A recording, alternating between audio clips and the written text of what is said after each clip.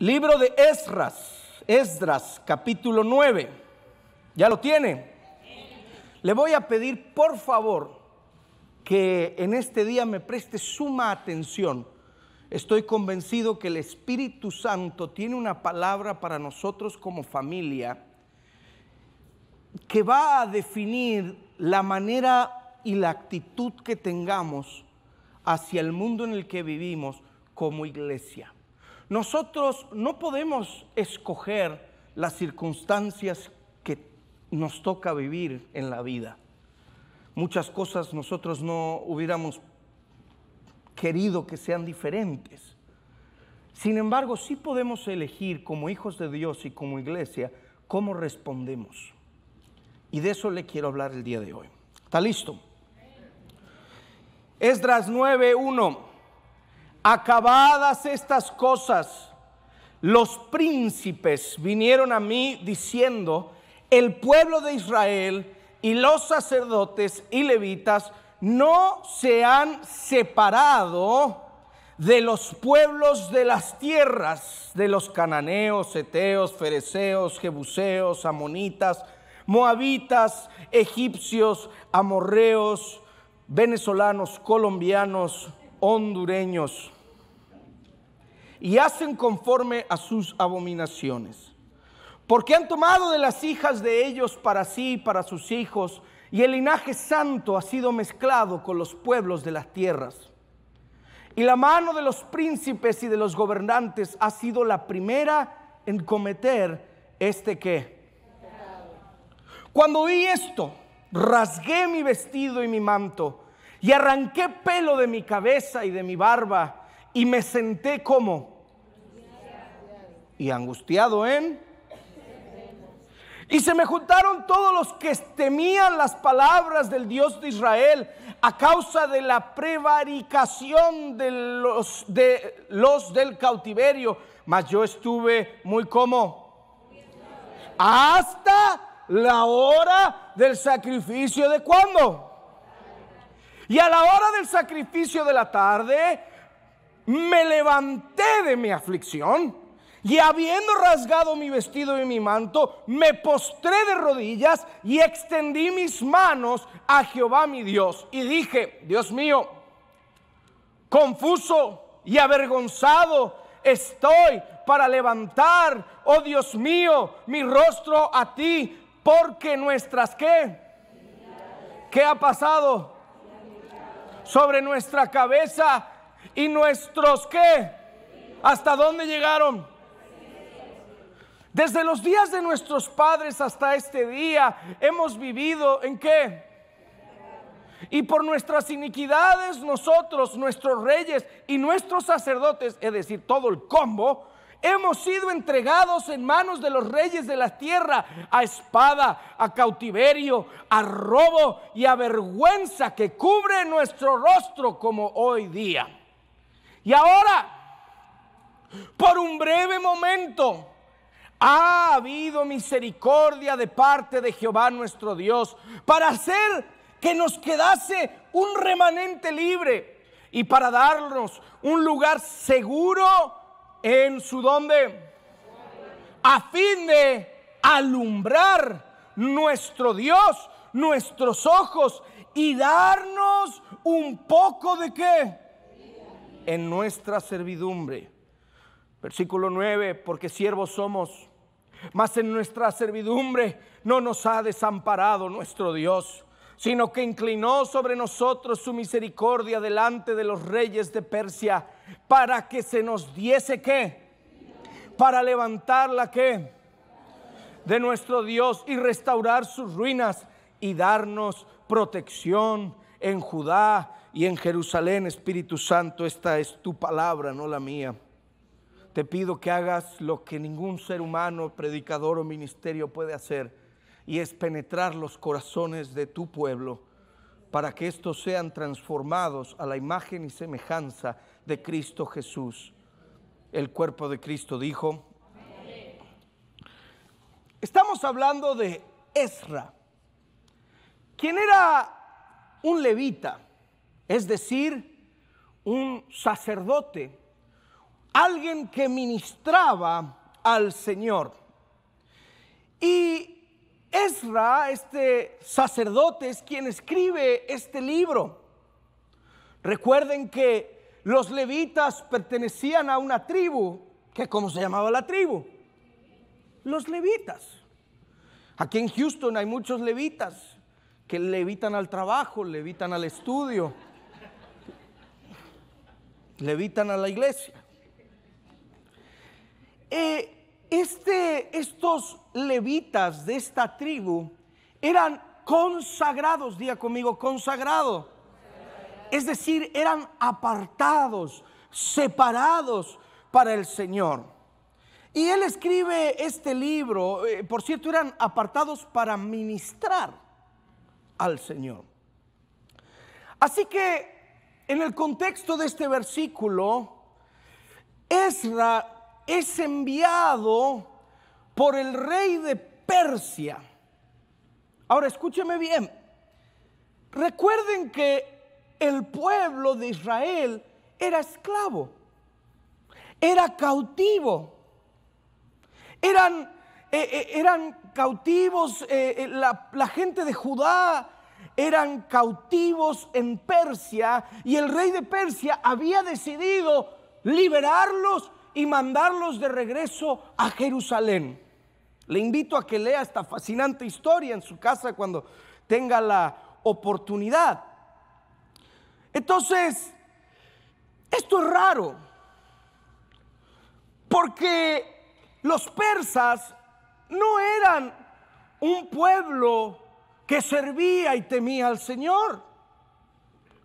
¿Por qué entonces habían de dejar libres a un montón de esclavos que servían como mano de obra barata? ¿Qué razón tenían? ¿Por qué los enviaría de regreso? Mano de obra gratis.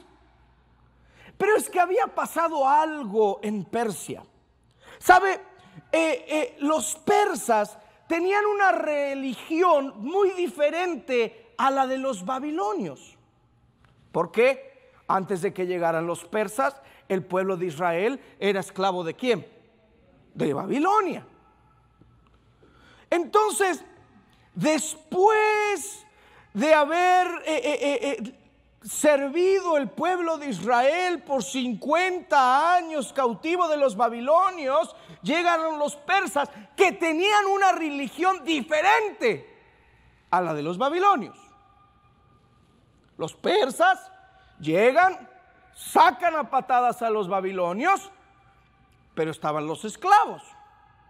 Los babilonios salen con su religión y llega esta nueva administración persa con la religión de los persas. Así que ahora los esclavos pasan de ser esclavos de Babilonia y ahora son esclavos de Persia. Cambiaron de amo, seguían siendo esclavos hasta este entonces, pero Dios andaba detrás de todo esto. Dios estaba obrando, aunque ellos no lo podían ver, siempre Dios estaba obrando. Porque los babilonios tenían dioses terriblemente desagradables.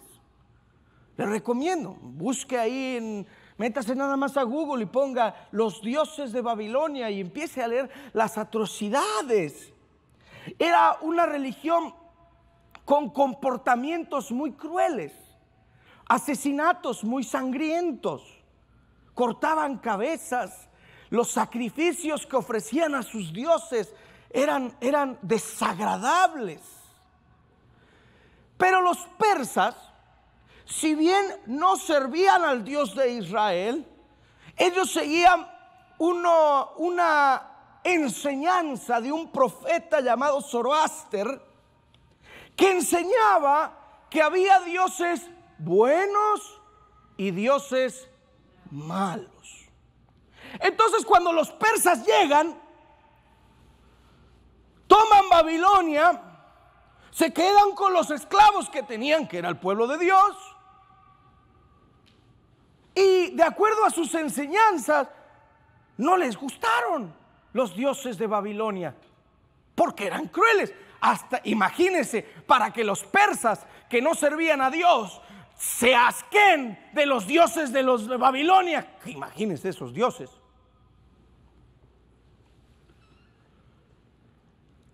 Entonces, ellos no les gustaron la religión babilonia. Dijeron, estos son un Dios malo, mira todo lo que hacen, desagradable. Entonces los corren. Pero cuando escucharon los persas hablar del Dios de Israel, ¿saben lo que dijeron? Este es un Dios bueno. El Dios de estos esclavos que hemos heredado de los babilonios es un Dios bueno. Diga conmigo, un Dios bueno. Dios obra de maneras extrañas, porque la única manera de que un persa reconozca la bondad de Dios es si el Espíritu Santo se lo reveló. Pero así fue. Los persas llegaron, corrieron a los babilonios y dijeron, bueno, nosotros a este Dios no vamos a adorar, fuera. ¿Y qué hacemos con el Dios de los esclavos? ¿Cuál es el Dios de los esclavos? Mira, es el Dios de Israel. Se empieza a contar. No, pero ese es un Dios bueno. No es un Dios malo. Entonces, el rey persa le dice al pueblo de Israel, su Dios es un Dios bueno. Así que no los queremos aquí. Regresen a su casa, construyan su templo a su Dios. Y ellos dijeron, muchas gracias, por supuesto. Y el rey persa les dice, vayan, reconstruyan el templo a su Dios Yahweh. Pero había un problema. Recuerden que los babilonios se habían quedado con los utensilios del templo. Entonces, el rey persa les da los utensilios del templo también. Gloria a Dios, exactamente. Porque no solo los dejaron libres, no solo les dijeron, miren muchachos, ya se fueron los babilonios, nosotros deberíamos ser sus jefes, pero parece ser que su Dios es un Dios bueno. Entonces, ¿saben qué? Váyanse, porque no quiero problemas con un Dios bueno. No quiero problemas con su Dios. Váyanse, regresen a su tierra, reconstruyan el templo de su Dios Yahweh. Pero ¿sabe qué? Lo que pasa es que nos quitaron los utensilios. No se preocupen. Ven. Regrésale los utensilios. Y entonces pudieron regresar a reconstruir el templo para adorar al Dios de Israel con todos los utensilios y en libertad. Gloria a Dios, aleluya.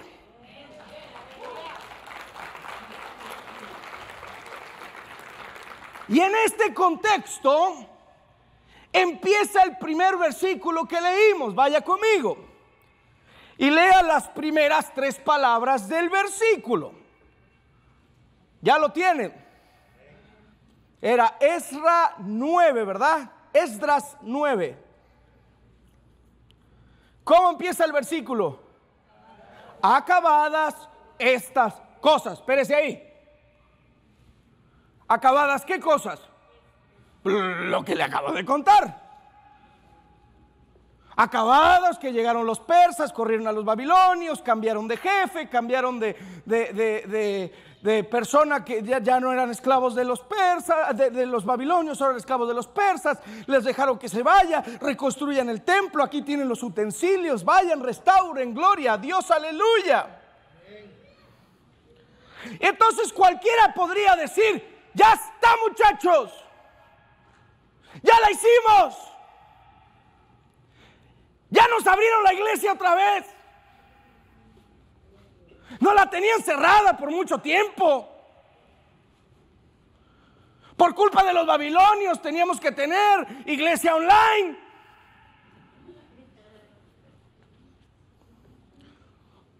No, imagínense. Y bueno, pues teníamos culto en el estacionamiento porque los babilonios. Pero ahora, muchachos, ya la hicimos. Ya nos abrieron la iglesia. Ya podemos congregarnos. Ya podemos servir, ya podemos alabar, ya podemos adorar, ya podemos reunirnos en grupos pequeños, ya tenemos nuevamente los utensilios para hacer lo que tanto extrañábamos, que era reunirnos en el templo, a ofrecer sacrificio a nuestro Dios. ¡Qué glorioso, qué victorioso! Ya tenían todo, ya había llegado la banda, tenían los músicos. Un edificio precioso, con palmeras y carrusel y toda la cosa. Hello. Unas sillas bien cómodas, acolchonaditas, ¿verdad? Ya tenían aire. No era como allá de mi rancho, que uno salía así todo empapado. Porque esos ventiladores nomás lo que hacen es tirar caliente, ¿verdad? Con aire y toda la cosa. Todas las necesidades materiales del templo estaban cubiertas. No hacía falta nada. ¿Quieres video? Había cámaras.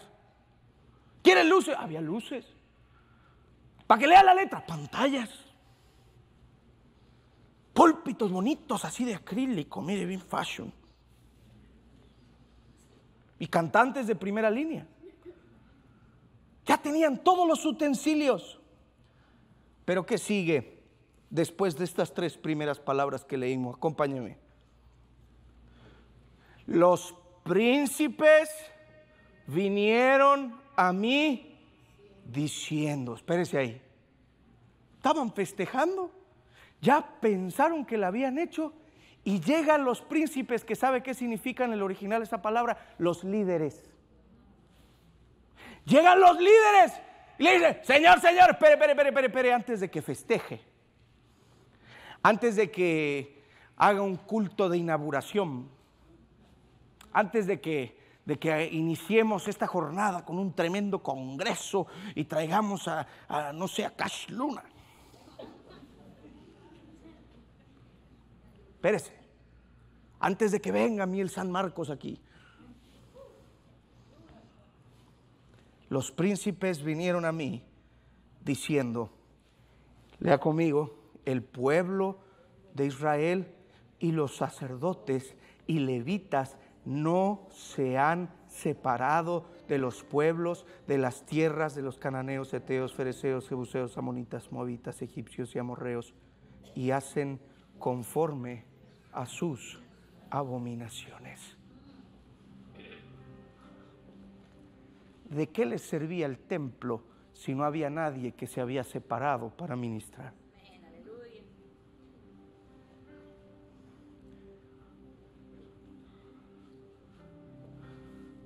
¿De qué les servía tener todos los utensilios si no había nadie santificado para ofrecer sacrificio al Dios de Israel?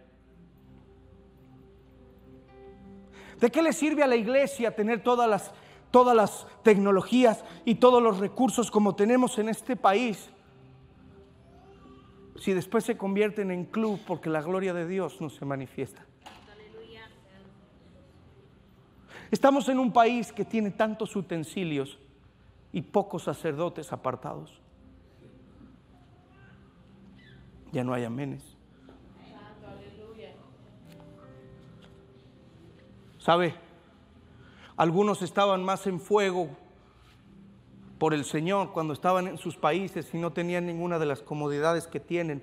Llegaron aquí por una camioneta y unos par de cosas materiales, se apartaron del Señor. Gente con ministerios hoy ni a la iglesia vienen, llenos de utensilios, pero no son separados. Porque la ley, en Éxodo 34, 11 al 17, Dios da una advertencia contra la idolatría. Dice, guarda lo que yo te he mandado aquí, que yo he hecho de delante de tu presencia, al amorreo, al cananeo, al eteo, al fereceo, al heveo, al jebuseo. Guárdate de hacer alianza con los moradores de la tierra donde has de entrar, para que no sea tropezadero en medio de ti. Derriba sus altares, quiebra sus estatuas, corta sus imágenes de acera, porque no te has de inclinar a ningún otro Dios, pues Jehová, cuyo nombre es celoso, Dios celoso es. Por tanto, no harás alianza con los moradores de aquella tierra, porque fornicarán en pos de sus dioses y ofrecerán sacrificios a sus dioses, y te invitarán y comerás de sus sacrificios, o tomando de sus hijas para tus hijos y fornicando sus hijas en pos de sus dioses, harán fornicar también a tus hijos en pos de los dioses de ella. No te harás dioses de fundición. Sin embargo, ¿qué hizo el pueblo de Dios bajo Babilonia? Exactamente eso. ¿Sabe que en este país estamos haciendo alianza con otros dioses que no son el Dios eterno? Estamos entregando a nuestros hijos con las cosas que permitimos. El lunes pasado me aparecí en la junta de la mesa directiva de Conroe ISD y me dieron 3 minutos para hablar. Se arrepintieron.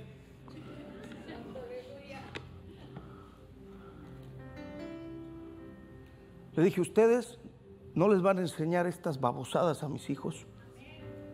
Y si les tengo que quitar esa silla en la que están sentados, les prometo que lo voy a hacer. ¿Sabe por qué? Porque llega un momento que este país tiene todos los templos del mundo, pero no hay gente consagrada, porque estamos haciendo alianzas con el mundo.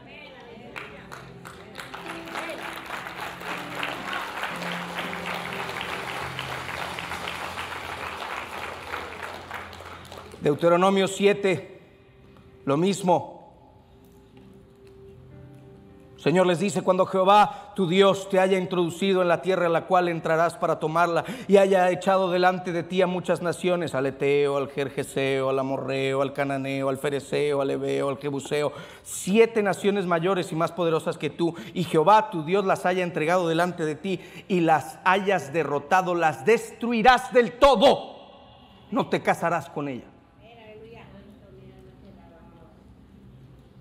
Porque tú, versículo 6, eres pueblo santo para Jehová tu Dios. Jehová tu Dios te ha escogido para hacerle un pueblo especial, más que todos los pueblos que están sobre la tierra. No por ser vosotros más que todos los pueblos os ha querido Jehová y os ha escogido, pues vosotros eras el más insignificante de todos los pueblos, sino cuanto Jehová os amó y quiso guardar el juramento que juró a vuestros padres. Os ha sacado Jehová con mano poderosa y os ha rescatado de servidumbre de la mano del faraón, del rey de Egipto. Señoras y señores, a nosotros el Señor nos escogió, nos separó, nos hizo reyes y sacerdotes, nos sacó de Egipto, nos libró.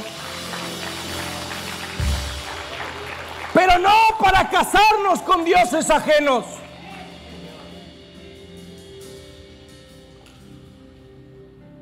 ¿De qué sirven los utensilios si no hay quien ministre? Entonces, Esdras se queda sorprendido, en shock, paralizado. Fíjese en el versículo 3, cómo reacciona. Dice: cuando oí esto, rasgué mi vestido y mi manto y arranqué pelo de mi cabeza y de mi barba y me senté como angustiado en extremo. Otra versión dice: completamente horrorizado. ¿Sabe? No hay peor cosa que una iglesia en este día que se entera de lo mismo que se enteró Esdras, pero pretende que nada está pasando. Llega la hora de que hombres y mujeres de Dios tienen que espantarse de lo que está pasando, no ser indiferentes. Ya ves cómo son hoy en día. Es cultural.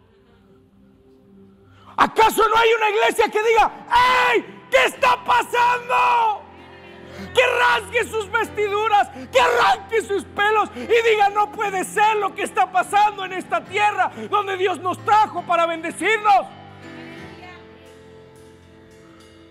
No puede ser que en una próxima generación van a pensar que Dios es una cuestión cultural porque nunca se encontraron con Él. ¿Acaso no hay nadie que se horrorice? ¿Acaso no hay una iglesia que se angustie al extremo al ver este país perderse? Si no hay una iglesia que se horrorice ante los dioses con los que se están casando, nunca vamos a ver avivamiento.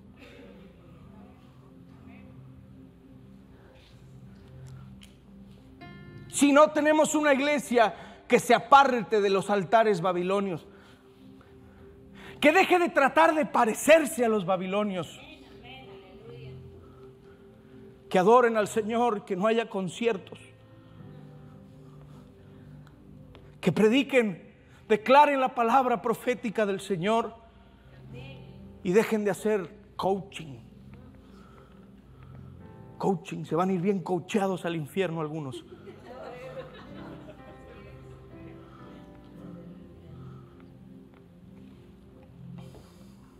¿Sabe por qué?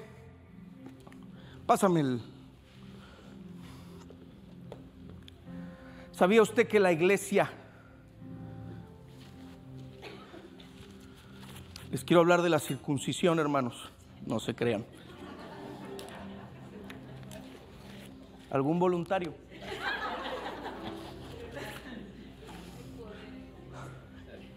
¿Sabe? La iglesia es la representante de Dios en una nación. Y es la representante de una nación ante el Señor. Por eso la iglesia está llamada a interceder por la nación. Y la iglesia a veces es la que cubre, guarda de juicio. Es como un paraguas que protege a la nación. Sin embargo, ¿saben lo que hacemos? Cuando empezamos a hacer pacto, empezamos a hacerle agujeros.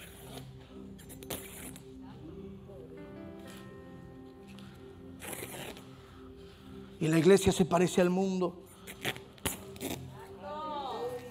Y los músicos se parecen a Ricky Martin. Empieza ahí. Y los predicadores se hacen coaches. Y nadie va a las reuniones de oración. Y fornican. Y se casan. Y les da lo mismo el yoga que la adoración, que las cosas de Dios.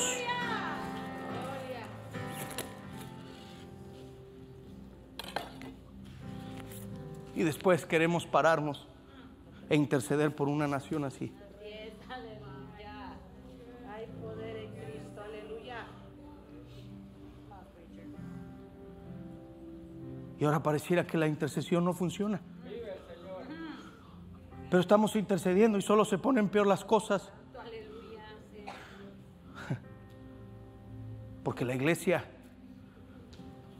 empieza a perder.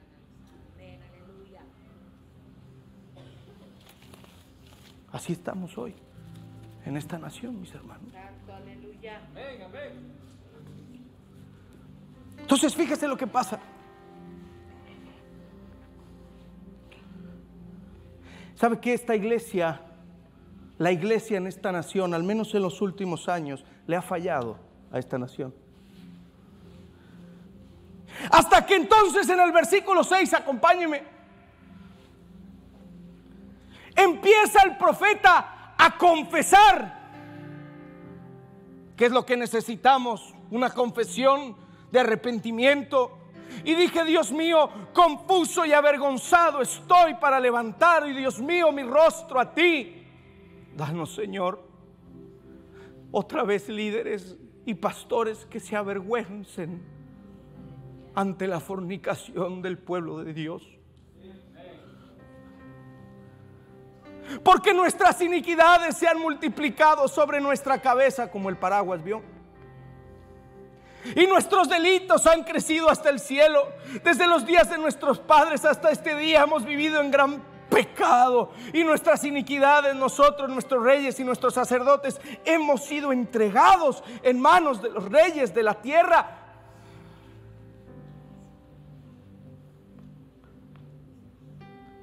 Yo sé que no les va a gustar lo que voy a decir, pero está bien. Si no les gusta, ya volvemos a traer al pastor Juan Carlos,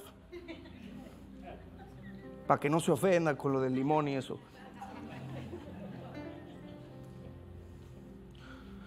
La iglesia toma decisiones y después se quejan porque están entregados en manos del gobierno. Pregúntele a los cubanos. Pregúntele a los cubanos.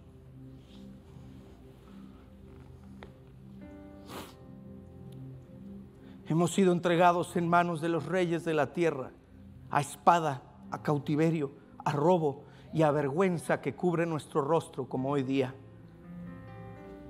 Me llama la atención que el profeta no dice: he aquí, han pecado. Hemos pecado, Señor. No lo habla con una actitud de autosuficiencia.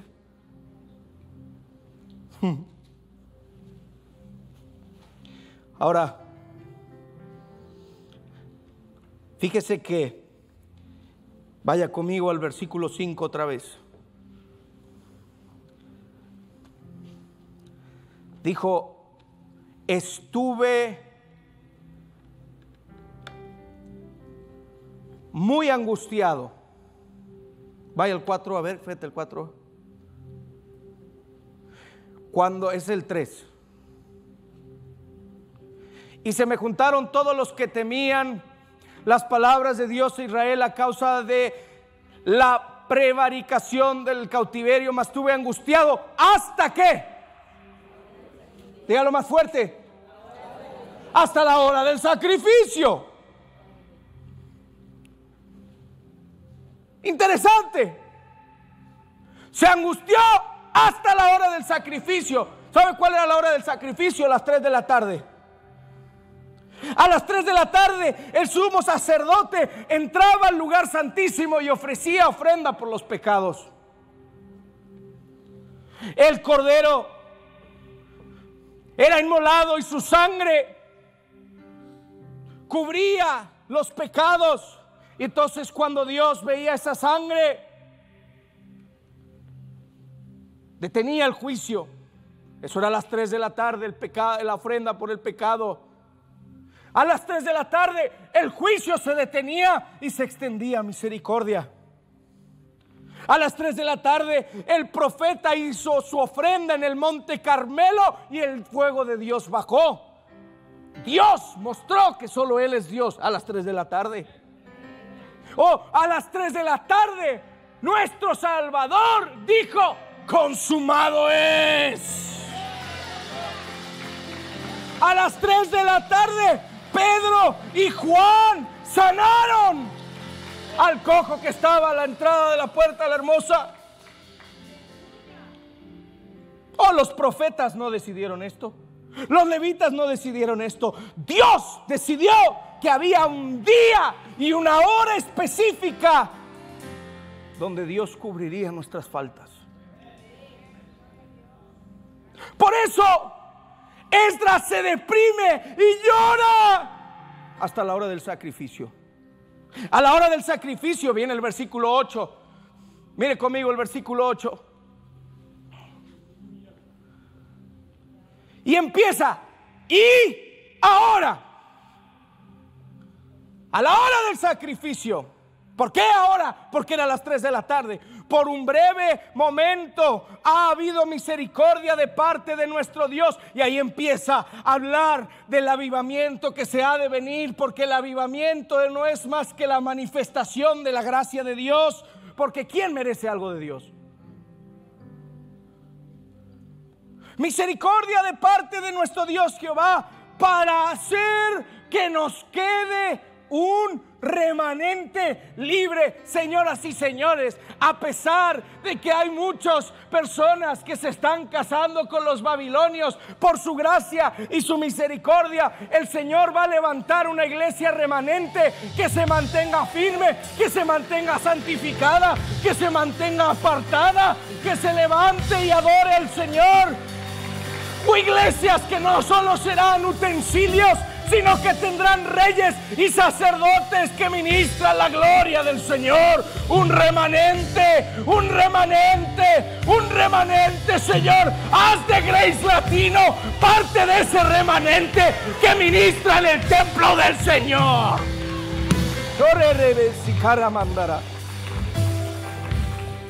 Porque todo lo que hace el Señor, todo avivamiento comienza con un remanente que es fiel. Siempre Dios por alguna razón comienza con ese grupo pequeño que está apartado de todo lo demás. Y el mensaje del remanente siempre es libertad. Libertad, libertad.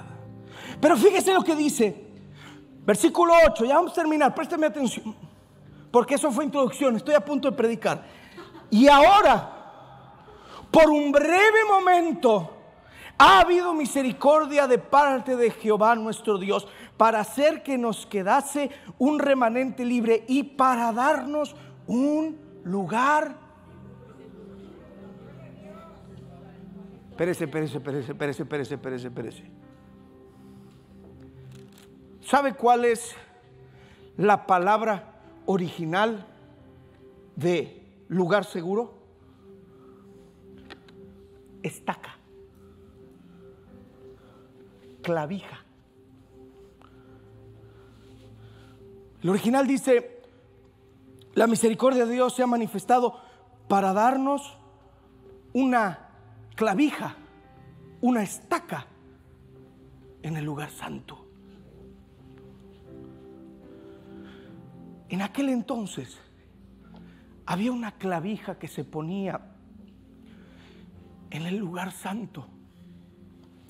Interesante, porque esas clavijas eran color plateado. ¿Y sabe lo que hace la plata? ¿Qué pasa si usted tiene algo de plata y de repente la luz le pega? Refleja. Oh, espérese. Entonces dice: por un breve momento ha habido misericordia de parte de Jehová nuestro Dios para hacer que nos quede un remanente libre, para darnos una estaca en el santuario. ¿Por qué? Porque aquellos que están dispuestos a separarse para buscar a Dios serán convertidos en estacas del lugar de la gloria de Dios, donde van a reflejar la gloria del templo. Vamos a reflejar la gloria del templo, vamos a reflejar la presencia de Dios. Gente, un remanente que se forma, que crece expuesto a la presencia del lugar santísimo y la reflejan. No solo son palabras, no solo son canciones. A donde van, la gloria de Dios se refleja, la gloria de Dios se manifiesta, la gloria de Dios toca lo que está a su alrededor.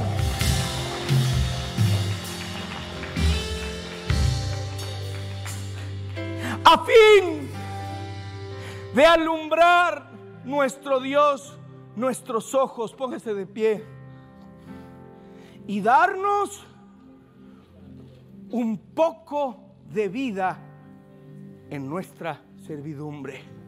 Otra versión dice: un poco de alivio de nuestra esclavitud.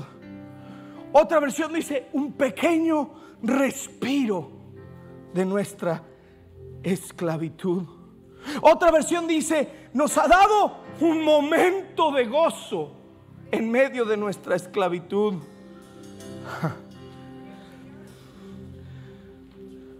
Un remanente que sea una estaca en el lugar santísimo, que refleje la gloria de Dios.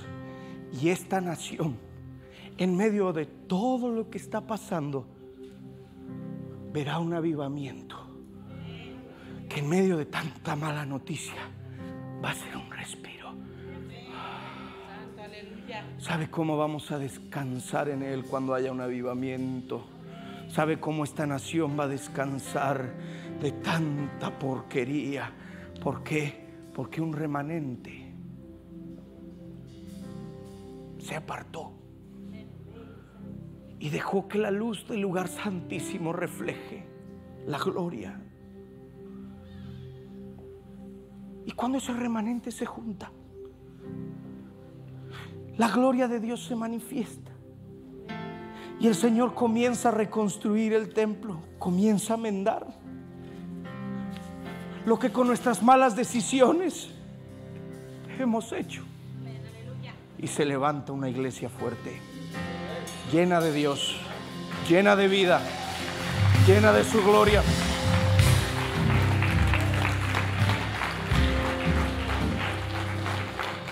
Y termina diciendo: porque siervos somos, versículo 9, más en nuestra servidumbre, más en nuestra crisis, más en todo lo que está pasando, no nos ha desamparado nuestro Dios, sino que inclinó sobre nosotros su misericordia delante de los reyes de Persia, para que se nos diese vida, para levantar la casa de nuestro Dios y restaurar las ruinas y darnos protección en Judá y en Jerusalén. Por eso, en medio de la tempestad, yo canto aleluya.